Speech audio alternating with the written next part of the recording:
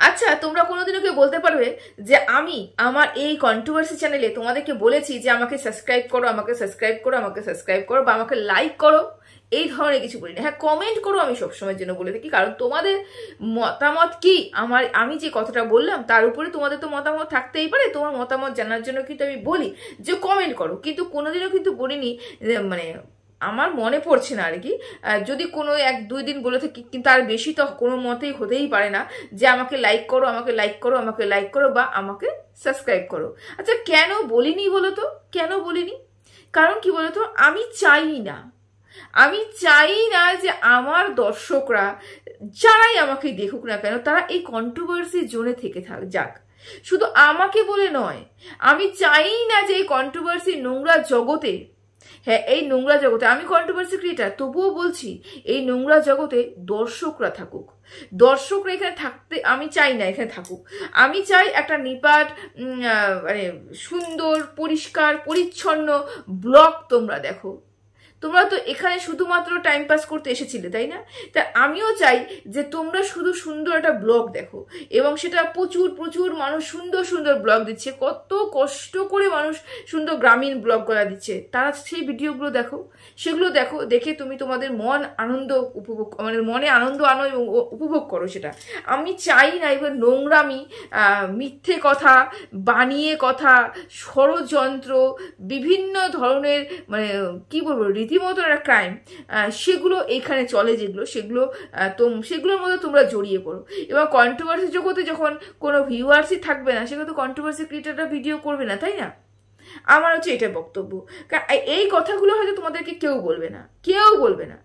তারা প্রত্যেকটা মানুষ চাবে কন্ট্রোভার্সি, যারা চ্যানেল খুলে বসে আছে কন্ট্রোভার্সি করতে, ভিউজ হবে, টাকা ইনকাম হবে, রেভিনিউ ইনকাম হবে, প্রত্যেকটা মানুষই চাইবে তোমরা সেখানে থেকে যাও।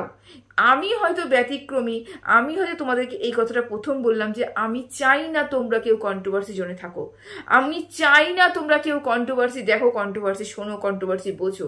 আমরা চাই না, আমি কমপক্ষে চাই না। আমি চাই তোমরা নিজেদের এই যে সারাদিন পরে খাটাখাটনির পরে তোমরা একটু ভিডিও দেখতে আসো, দেখে কি হয়, এখান থেকে তুমি টেনশন পাচ্ছ, টেনশন নিচ্ছ, কাজ করতে করতে তোমার টেনশন হচ্ছে, চিন্তা হচ্ছে, কি কেন দরকার কি সেগুলো করার? সুন্দর ব্লগ দেখো না, সুন্দর ব্লগ দেখো, সেখানে টাইম পাস করো। আমি সেটাই চাই।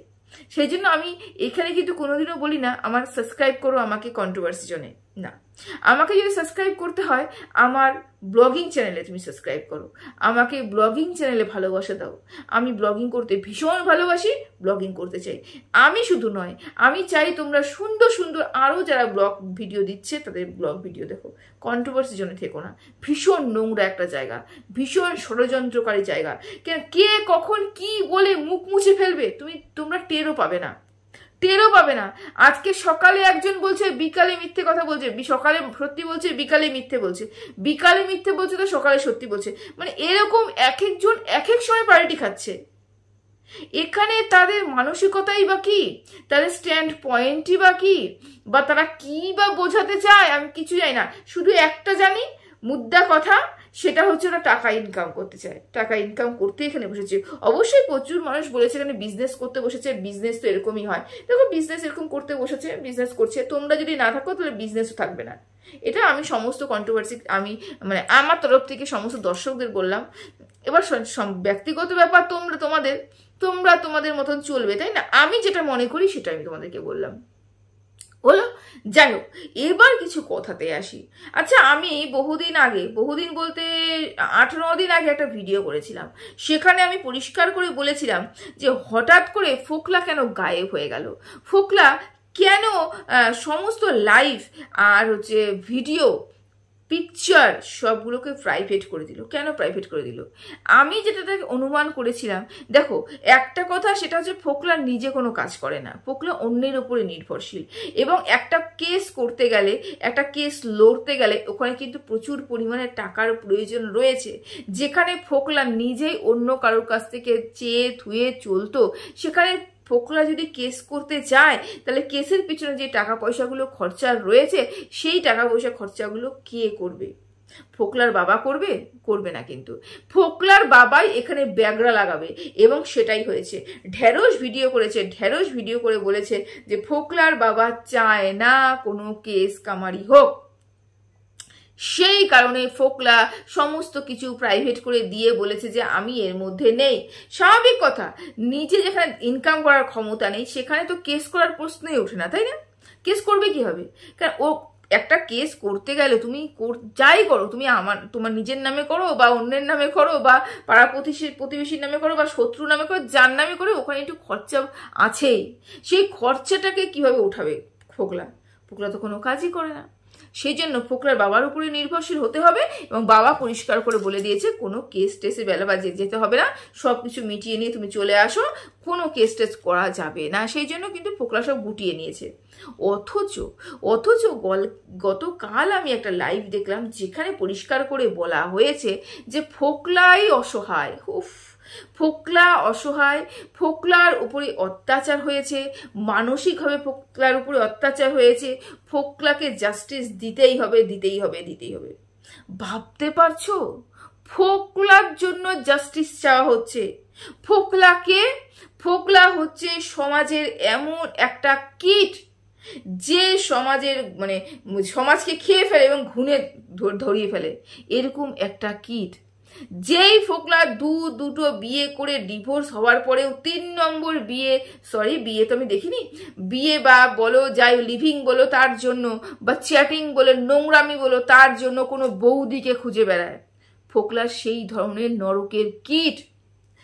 যেই ফোকলা অন্য বাড়ির বউকে অন্য বাড়ির বউকে সোশ্যাল মিডিয়াতে এসে বিক্রি করে দেয়, অন্য বাড়ির বউকে নিয়ে বেরিয়ে যায়, অন্য বাড়ির বউকে নিজের বলে প্রমাণিত করার চেষ্টা করে, অন্য বাড়ির মাকে অন্য বাড়ির মাকে বাচ্চার কাছ থেকে আলাদা করতে বাধ্য করে, সেই ফোকলা নাকি নিপীড়িত, সেই ফোকলার জন্য নাকি জাস্টিস চাওয়া হচ্ছে। তাহলে ভাবো আমাদের সমাজ কোথায় গিয়ে পৌঁছেছে। একটা পুরুষ যে সর্বপ্রথম নক করলো, একটা পুরুষ যে উস্কালো, এবং যে মহিলাটা ওই বাড়ি থেকে বেরোতে চাচ্ছিল না সেই মহিলাটাকে বের করে নিয়ে আসা হলো, যেই মহিলাটা বাচ্চাকে নিয়ে স্বপ্ন দেখেছিল বা নিজের বাচ্চা তার কাছে নিয়ে আসবে বলে এরকম পরিকল্পনা করেছে, সেই পরিকল্পনাকেও জল ঢেলেছে, সেখানেও বাধাপ্রাপ্ত করেছে, সমস্ত কিছু ফোকলা করেছে। এখন ফোকলাই হয়ে গেছে নির্দোষ, এবং যে ফোকলার কথায় হ্যাঁ মিলিয়েছে সে হয়ে গেছে দোষী। তাহলে ভাবো, আমি কেন বলছি তোমরা কন্ট্রোভার্সির জন্য থেকো না, এই নোংরামি তোমরা শিখো না, এই নোংরামি নেওয়া যায় না। দেখো, আমি কোনো দিনও বলিনি টিনা নির্দোষ, আমি কোনোদিনও বলিনি, আমি বলিনি এবং বলবো না টিনা নির্দোষ। তার মানে কিন্তু এটাও নয় যেই পরিমাণে টিনার উপরে অ্যাটাক করা হচ্ছে, যেই পরিমাণে সাইবার বুলিং করা হচ্ছে, বা যেই পরিমাণে টিনা পুরো পরিবারকে শেষ করার জন্য ফোকলাকে এখনো পর্যন্ত ডাকা হচ্ছে, অত বড় অন্যায় টিনা একা করেনি। যদি একটা মানুষকে আমরা ক্ষমা করে দিতে পারি এবং তার জন্য জাস্টিস চাওয়া যেতে পারে, তাহলে টিনার ক্ষেত্রে কেন নয়? তা সেই কাজ তো টিনাও করেছে। একটা ছেলে নক করেছে, একটা মেয়ে উত্তর দিয়েছে, দোষ দুজনেরই সমান। তাহলে একজনকে আমি কিভাবে ক্লিন চিট দিয়ে বলছি সে নির্দোষ, তার উপরে অত্যাচার হয়েছে, এবং যেই মেয়েটা ওর ডাকে সাড়া দিয়েছে সেই মেয়েটা সমস্ত কিছু দোষ নিয়ে বসে আছে? এটা তো হতে পারে না। আমি এখানে টিনাকে উস্কাতেও আসিনি, টিনার মানসিকতা কি আছে সেটা জানিও না, পার্সোনাল যোগাযোগও নেই, এবং এখানে কোন নোংরা আমি ছড়াতেও আসিনি। আমি তখনও বলেছিলাম, আমি এখনো বলছি, হ্যাঁ টিনা দোষ করেছে, কিন্তু তার মানে এতটাও দোষ করেনি যেখানে টিনাকেই শুধুমাত্র দোষারোপ করা হচ্ছে, অথচ ফোকলাকে ক্লিন চিট দিয়ে একদম বেকুসুর খালাস করে দেওয়া হচ্ছে। তার ওপরে ফোকলাকে জাস্টিস দেওয়ানোর জন্য জাস্টিস দেওয়ানোর জন্য কথা হচ্ছে। এরপরেও বলবে যে কন্ট্রোভার্সি জোনটা খুব পরিষ্কার পরিচ্ছন্ন একটা কন্ট্রোভার্সি জোন, বা কন্ট্রোভার্সি জোনটা তোমাদের হেলথের জন্য খুব ভালো, এরপরেও বলবে? আমার তো মনে হয় না। এখানে এতটাই নোংরামি চলে। যেহেতু আমার ক্লায়েন্টের বিপরীত পক্ষে একটা মহিলা দাঁড়িয়ে আছে, তাকে আমার যেন তেন প্রকারে হারাতে হবে, তার জন্য আমার যা কাম দাম দণ্ডভেদ করতে হয় আমি সেটা করব। এটাই দেখতে পাচ্ছি, এর বেশি কিন্তু কিছু দেখতে পাচ্ছি না। ফোকলা গুটিয়ে গেছে, নিজেকে গুটিয়ে নিয়েছে, অথচ ফোকলাকে বারংবার ডাকা হচ্ছে, তুমি এসো, তুমি এসো, তুমি এসো, মাত্র কয়েক ঘন্টার জন্য তুমি এসো। 164 তোমার 164 ইয়ে অনুযায়ী বয়ানটা তোমার নিয়ে নিলে পরে কেস হয়ে যাবে। কে কেস করবে? বেচু করবে টিনার বিরুদ্ধে কেস। সেটা করতেই পারে, ও লিগাল হাজবেন্ড যদি লিগালি কোনো কাজ করে থাকে, মানে লিগালি কোনো ইয়ে করে থাকে, করতেই পারে, কোনো সমস্যা নেই। কিন্তু এখানে তাহলে কেন উস্কানি দিয়ে ফোকলাকেই টেনে নিয়ে আসা হচ্ছে? যেই ফোকলা ভেতরের খবর রিভিল করেছে, যেই ফোকলা একটা মেয়েকে, মানে তার একটা পুরুষের, বলবো মেয়ে বলবো না, একটা পুরুষের সংসার নষ্ট করেছে, বুঝে সংসারটা নষ্ট করেছে, সেই ফোকলাকে কেন এত আশকারা দেওয়া হচ্ছে? শুধুমাত্র টিনাকে জব্দ করতে হবে বলে? শুধুমাত্র টিনা যাতে, টিনার মতন মহিলারা যাতে আর কোনো এরকম অন্যায় না করে? যে টিনার মতন মহিলা যদি এই সমাজের বুকে থেকে থাকে, তাহলে ফোকলার মতনও হাজার ছেলে এই সমাজের বুকে রয়েছে।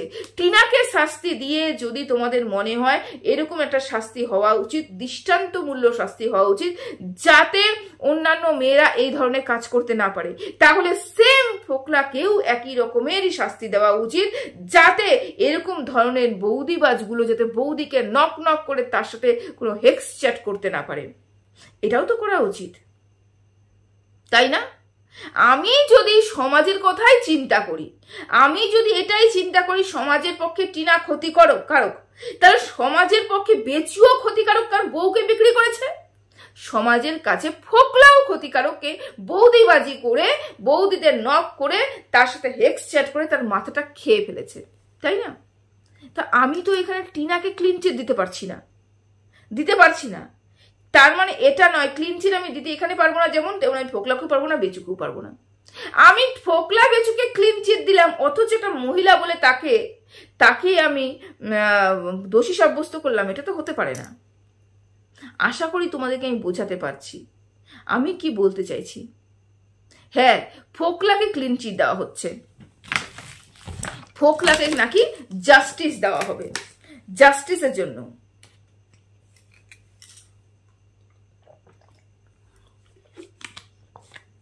আজকে গলাটা শুকিয়ে গেছে, জানি না কেন গলাটা শুকাচ্ছে।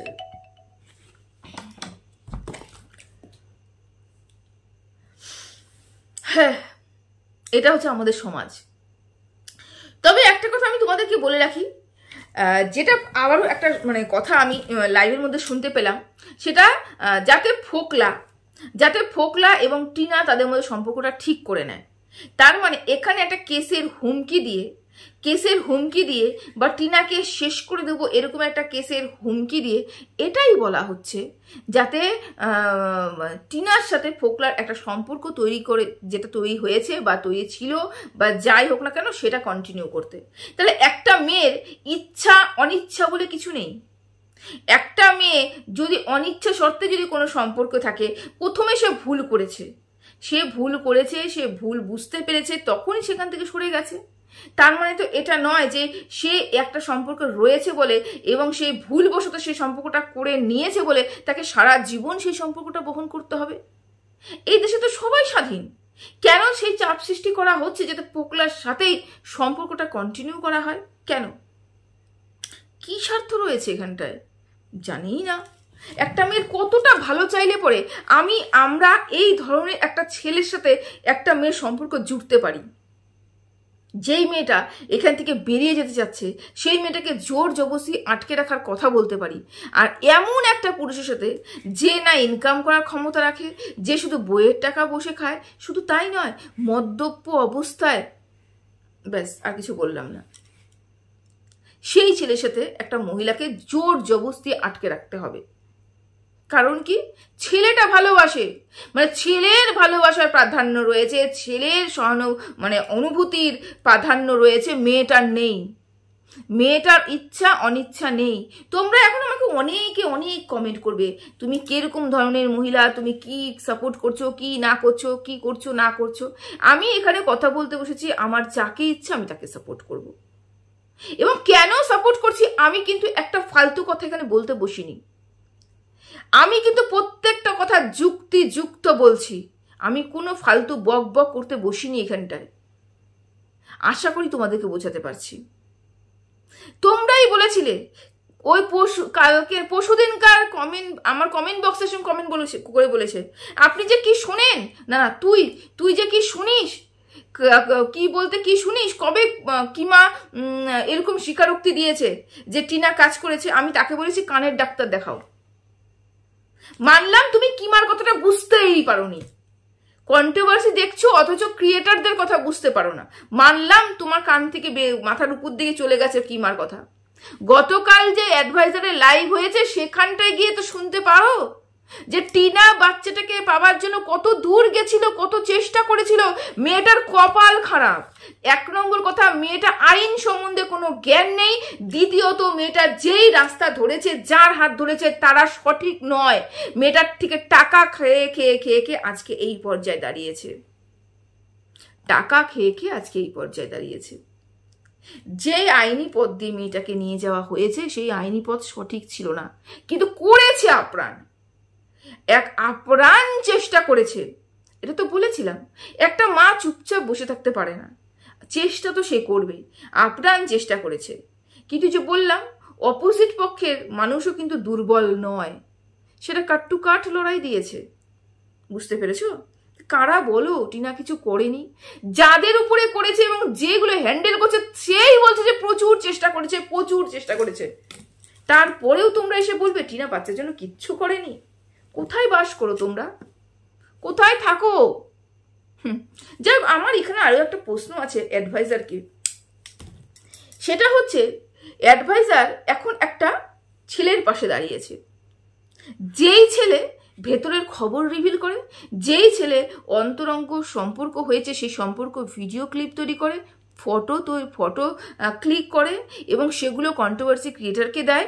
ভেতরে অভ্যন্তরীণ সমস্ত খবর কন্ট্রোভার্সি ক্রিয়েটারদের দেয়। সেই পুরুষের পাশে দাঁড়িয়ে সেই পুরুষকে জাস্টিস পাওয়ানোর জন্য বলা হচ্ছে। অথচ আমরা দেখেছি কয়েক মাস আগে একটা পুরুষ এসে তার ভালোবাসা পাওয়ার জন্য কাকুতি মিনতি করছিল তার ভালোবাসা পাওয়ার জন্য। তাহলে সেই ছেলেটার পাশে দাঁড়ানো হলো না কেন? 8 বছরের সম্পর্ককে ফেলে এসে একটা মেয়ে অন্য একটা সম্পর্কে জড়িয়ে গেল, অথচ সেই মেয়েটাকে কোনো কথা কটাক্ষ স্বীকার করা হলো না, মেয়েটার উপরে কোনো কেস হলো না, এবং মেয়েটাকে দিয়ে ছেলেটার উপরে কেস করানো হলো। তা সেই ছেলেটা আর ফোকলার মধ্যে পার্থক্য কি? সেই ছেলেটা যেই পথে চলছে ফোকলাও সেই পথে চলছে। যদি সেই ছেলেটার প্রতি সেই ছেলেটাকে যদি ছেলেটার কথা না মানে কি বলবো, ছেলেটাকে ইয়ে করা যেতে পারে, মানে কেসে জর্জরিত করা যেতে পারে, তো ফোকলাকেও করা যেতে পারে। তো ফোকলা এখানে বেঁচে গেল কিভাবে? কেন বেঁচে যাচ্ছে ফোকলা? কারণ ফোকলা এমন একটা হাতিয়ার যেটাকে দিয়ে আমরা টিনার মতন একটা অসভ্য নোংরা মেয়েকে বধ করতে পারি। এই মানসিকতা আমাদের মতন কিছু মানুষের রয়েছে। এই জন্যই ফোকলাকে এখন ক্লিন চিট দিয়ে ওর জন্য জাস্টিস চাওয়া হচ্ছে। অথচ একই কাজে দোষী আরো একটা পুরুষ, তার কথা কিন্তু শোনা হয়নি। তাকে জেল হাজতবাস করানোর জন্য অনেক প্রচেষ্টা করা হয়েছে।